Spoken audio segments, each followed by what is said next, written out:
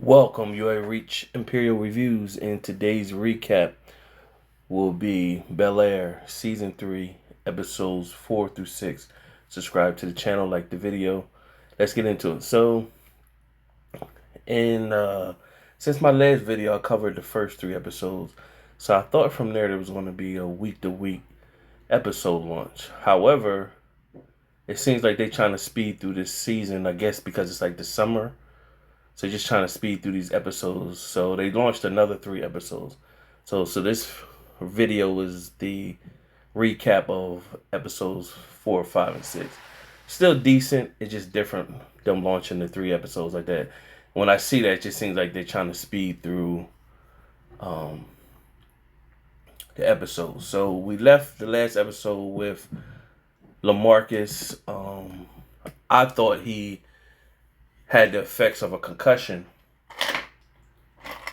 but come to find out he had a heart defect, and that's why he went to cardiac arrest, and he was at the hospital with Hillary. Keep in mind, she's feeling terrible because she had the plans to break up with him, tell him she really still got a thing for Jazz. So that's how the episode pretty much started off. Her showing up to the hospital, her family showing up, and they finally telling her, Hillary, he's going to be all right. They're going to take him out of ICU. So with LaMarcus, he said he wanted to see her talk. Hillary talked to his mom. He pretty much said, about his career as any, she pretty much telling him, you just need to focus on getting ready. His dad comes in. His dad is like, no, you ready. Let's talk to your agent. Tell him to say nothing, He's saying all positive vibes, but Hillary's concerned and or whatever. So she's kind of mixed feelings. So he pretty much asked her, like, well, what did you want to talk about? She pretty much said, that could wait. So that's what happened with LaMarcus. So then you have Carlton. So you got Will and Carlton are bumping heads. And so that group and program that they part of, they got a deadline. They got to put out all their information, how they're going to sell their product and costs, overhead, and everything like that. So, of course, that's where Carlton comes in. He knows the technical terms for the business. And Will is the charismatic people person. So that's supposed to be the match. So Will kind of felt out of place because Carlton knew the verbiage of what the people in the program was saying. Will didn't. But then Carlton was holding Will to the fire, basically like, you're not going to be able to do this. You're going to have to know your stuff. So they was bumping heads, but then Lisa came to him, Will, basically saying, let's go out to the beach for the day. And she pulled up with Carlton's girlfriend. So they both looked at each other, and they went on to the beach. When they went to the beach, they were bumping heads again. Carlton mad at Will, basically saying, you talk a good game, but you don't always show up. And Will pretty much got back at Carlton saying you don't trust nobody. So they're both feeling the pressures of making this business successful. Will pressure is because he reached out to Jazz. Jazz said he knew somebody that had to hook up to get these shirts made. However, the person wasn't responding and they wasn't showing up. Eventually, towards the end of the episode, the guy showed up. They only ordered 100 just to see if they could sell, but instead they received 1,000. So they had to hook up. Now they had to, within a week, find a way to sell 1,000 t-shirts and show their numbers and everything like that. And of course, half of their profits goes back to black businesses. So then from there, they had you had Aunt Viv, Uncle Phil, where they got their situation going on. Aunt Viv just found out about Erica kissing Uncle Phil, and she's not feeling that. She got attraction for the chef. She tells her girlfriend everything. The girlfriend is like, look, we just need to go out and we just need to live it up. So she goes and does that, and then her friend is telling the other friends, hey, you need to show her this chef So everybody see the picture of the chef and they all gawking over him. And the friend took and liked all his pictures, but from Aunt Viv's phone. So you know that's gonna start up something because he already was making passes at Aunt Viv, showing that he had interest in her. So um, Aunt Viv got to enjoy her night. When she came in, Uncle Phil was waiting up for her. Pretty much said, you know, we want to talk. We need to talk. She pretty much was like, no, right now I'm tired. Pretty much. So that's brewing. So Carlton and Ashley both are seeing the distance between Uncle Phil and Aunt Viv. So the next day was their anniversary. The kids made them breakfast, was trying to meet them all in the room. When they came in, Aunt Viv was there by herself. Uncle Phil slept downstairs in his um, office. He came up and basically said he was working too hard. He dozed off downstairs, even though we know that's not a lie. So then you had Ashley in her space. Her storyline is she's building her little music van, and her friend that's supposed to be her new friend is kind of got some shady. She had a notebook, and I don't know if she almost took the notebook or she did take the notebook. I will have to go back and to know for sure, but nevertheless, that notebook where Ashley write down everything. Her and her friend probably bumped heads. They was trying to form a little band group. Nobody showed up, and so Ashley and the girl pretty much say they need to, you know, basically get away from each other for a while because the girl was saying, well, you know, when my parents was going through a divorce, Ashley ain't trying to hear that. Like, so the friend is look like she's trying to be a friend, but she just trying. Ashley ain't trying to hear, you know, her being in her version of being supported. So from there, you had uh, Carlton and his girlfriend. So he's trying to fulfill the void, the rush that he feels when, um, so he won't relapse.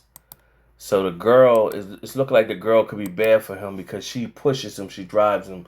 So she told Carlton pretty much like, hey, I wish I was the one. I wish you were the one driving in the car. You know, when Will and him was in a car in the street race, and she said, I wish I was you was the one driving and I was in your passenger. She basically said, I want to be your ride or die. And Carlton was like, yeah, he was steady pressing on the gas, like the thrill and the rush. That's what they're using to compensate um, the thrill and the rush to compensate not being on that drug high and everything like that. So from there, you don't know the outcome that's going to be. Is she good for him or bad for him? Meanwhile, Will and Lisa is doing their thing, but you know it's going to be turmoil between them two because Jackie is still around. So from there, the next day is, like I said, it was Aunt Viv and Uncle Phil's anniversary. So it looked like it was going to be bad. So Aunt Viv shows up at work. The chef comes through pretty much like gawking, like, yeah, you liked all my pictures. I'm flattered. And she was like, well, that was a misunderstanding. Well, he said, well, at least if you was talking to me amongst your girls, then I'm flattered or whatever. And he was like, I bought you lunch. And he was like, well, share it with me. So he's in eating lunch with Aunt Viv. And while he's eating lunch, uh, Uncle Phil shows up, asking her for lunch and pretty much bought her some flowers and whatever. He ain't trip. He just played it real smooth and player, like, you know, y'all enjoy your lunch. And so Aunt Viv is looking uncomfortable. She know it's gonna be something.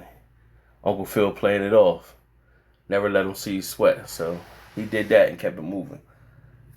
So then from there you had Will and Carlton had to, now after they patched things up, they buried the hatchet, told them we gotta work together in business, and pretty much said, how do we sell these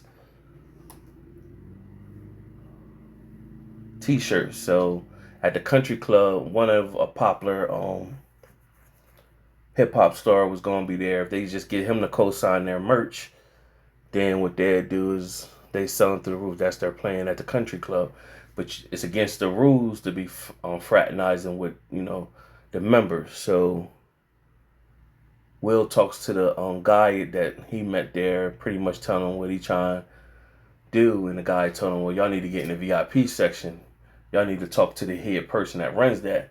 So they met with her, and she pretty much was like, "Well," she looking at them both and like, "Well, what y'all gonna do?" And so Carlton threw Will out there, and Will thinking she want to do something intimate with them because that's the way she looking at him, like whatever. But she's like, "No, let's play some pickleball." And so she played pickleball, and she said, "Okay, both of y'all on, and your little friend too," talking about Carlton. And so they were like, well, they got in.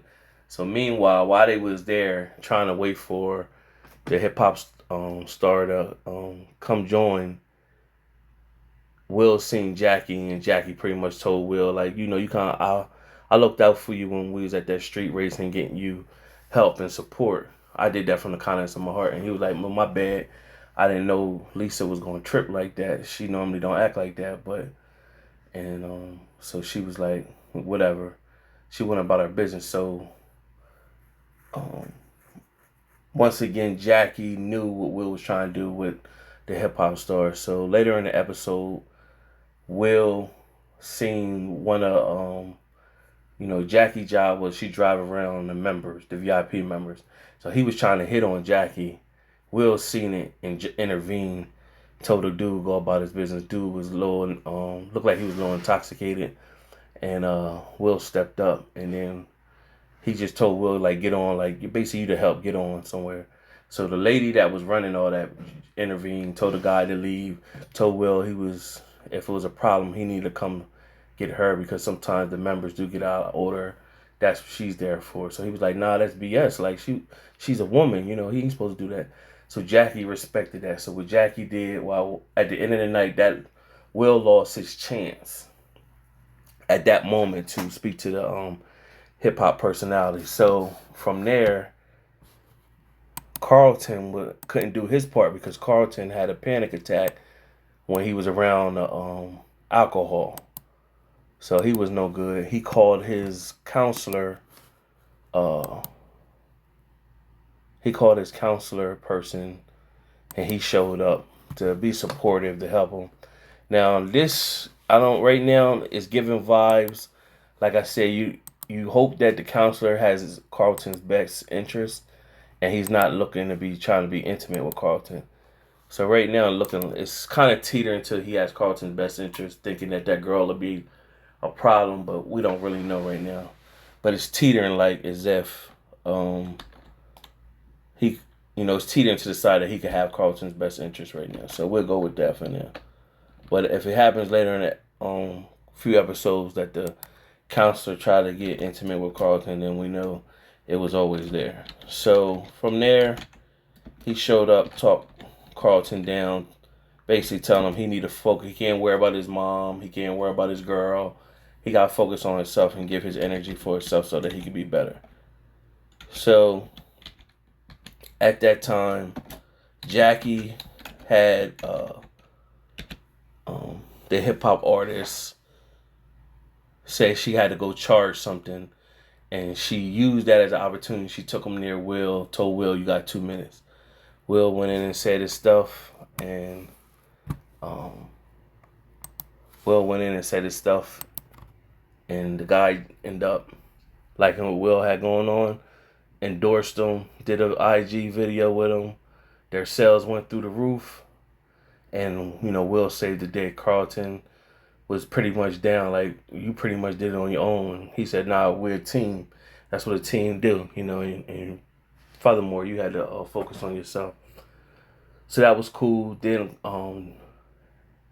Ashley and Carlton put some anniversary music on for Uncle Phil and Aunt Viv. They did go out to dinner, so that was a key moment. Aunt Viv and Uncle Phil went out to dinner.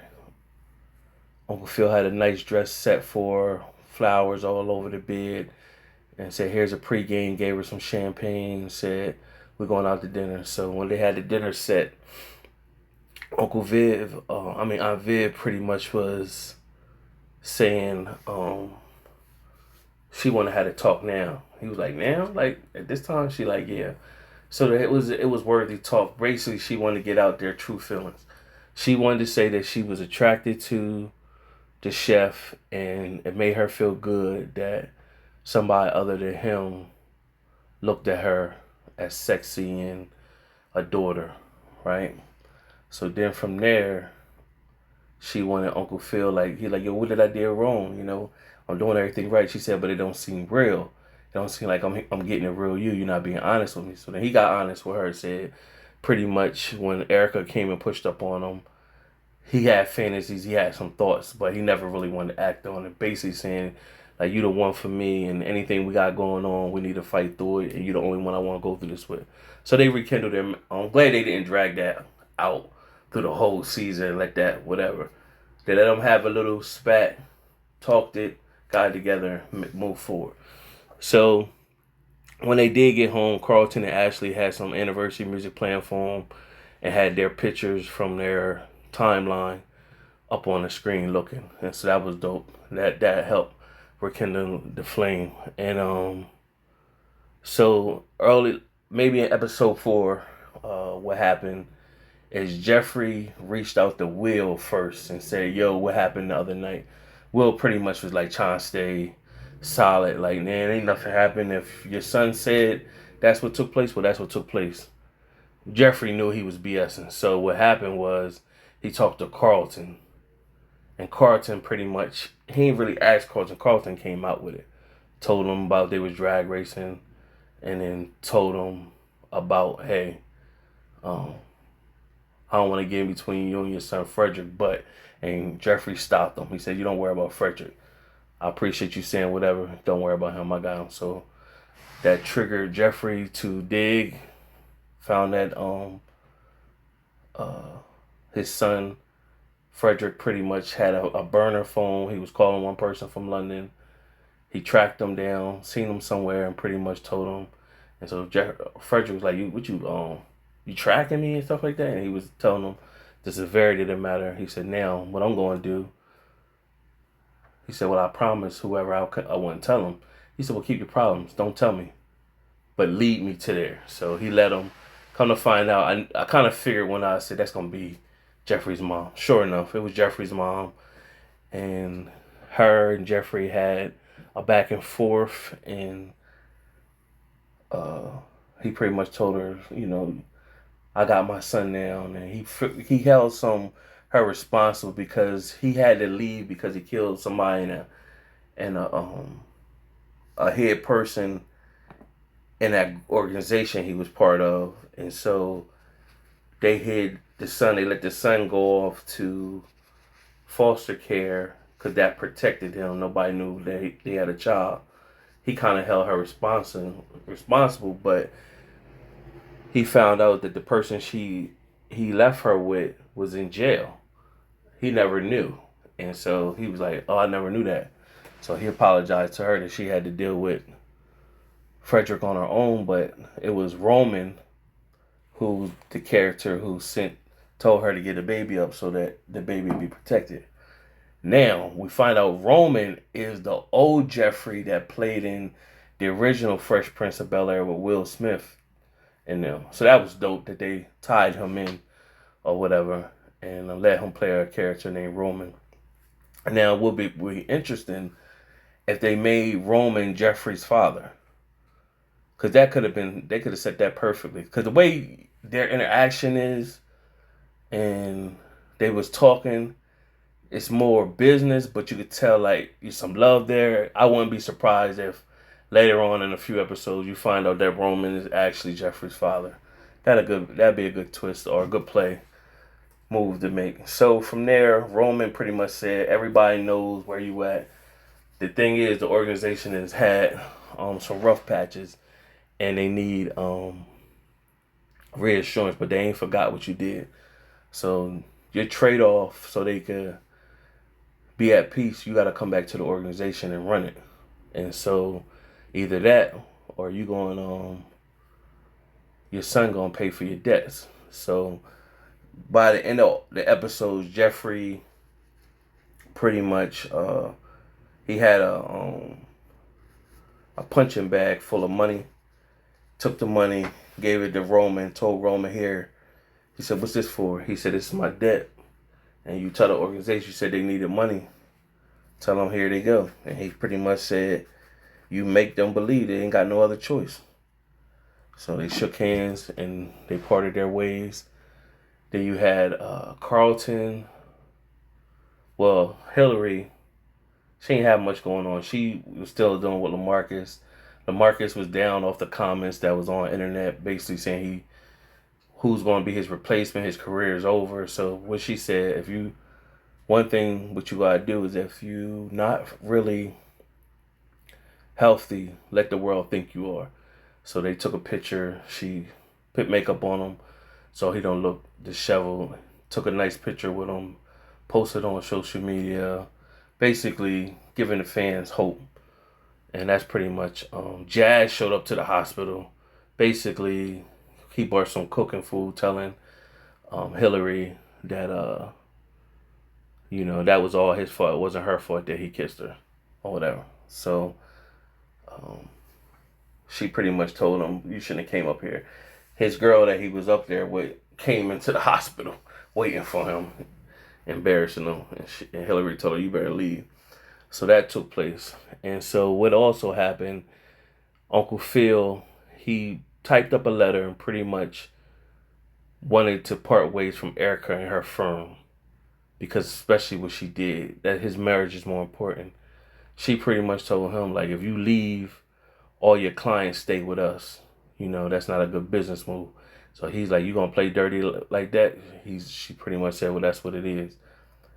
And but he had this one big account that doesn't really, that in episodes 1 through 3, he met the guy. He's a developer, but he doesn't know if Uncle Phil is fit for him, because Uncle Phil is pretty much clean cut. He needs somebody that can get busy.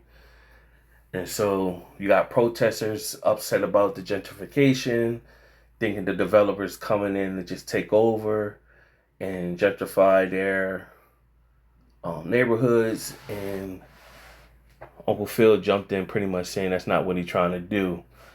And he kind of signed the developer up to something that the developer didn't agree. But Uncle Phil pretty much said, this is what you need. So they was like, well, Philip Banks, what's your ties to him? And the guy spoke up basically saying he's my attorney. So even though Uncle Phil has that big account, he don't have nobody else. So he did resign and part ways so he can stand on his own and get away from Erica and her mess, because she's messy. She's real messy or whatever. She was messy from jump. And one of the things that the developer wanted was Jazz's place. So he went and sent Uncle Phil. Uncle Phil pretty much told him, listen, man, I understand, I respect that you try and keep your uncle's vinyl shop going, but listen, man, it ain't, the back taxes you struggling in debt, it's going to be hard pressed for you to make it. Basically, you're going to make well over the money if you sell this place. And you'll be able to have enough money to start something else somewhere else. So that's what Jazz was dealing with. And then Jazz eventually, by the end of the 6th episode, decided to keep the shop, the vinyl shop. So we want to see how that ended up playing out. Carlton and his girl, he wanted to bring his girl over with the family. The girl stood him up and found out that she didn't really stand up. She lost somebody and she was going through emotions. And she spoke in front of Carlton and crying in front of Carlton and Aunt Viv. And they kind of felt her and gave her a pass. And pretty much her and Carlton confessed they love to each other and they got each other back. Still, the jury's out whether that's going to be a good thing or bad thing after Aunt Viv and Uncle Phil put the doors back on Carlton's room, giving him trust again or whatever. But I'm tired of seeing Carlton in junkie mode. I want to see him more helping people now, but we'll see how that play out. So then you have Will, where he's been seeing everybody, families reconnecting. He want his own family reconnect. So he's texted his mom, said, "Mom, I need you." She came, he picked her up. And then he told her about Lou living in the barbershop. I mean, working at having his own barbershop. And he wanted to know the history. So he sat them both down. They sat down. They told everything that took place. And they basically reconciled. And Will pretty much got to be at peace with his dad. And his mom told him some things from her side. And they both, everybody hugged each other. So they all made peace for the betterment of Will. By the end of the 6th episode, Will and his dad was playing ball against each other, bonding, father and son bonding. So that was cool to see that. So that's pretty much covered all bases. Oh yeah, that happened with Jeffrey. Yeah, I already spoke to that. So I ain't leave nothing out. That covered everybody. Brought you up to speed. The recap from 4, 5, and 6 episode. So this Thursday on the 29th, maybe they're gonna launch 3 more, or it might go 1. We'll see. Subscribe to the channel, like the video. Till next time.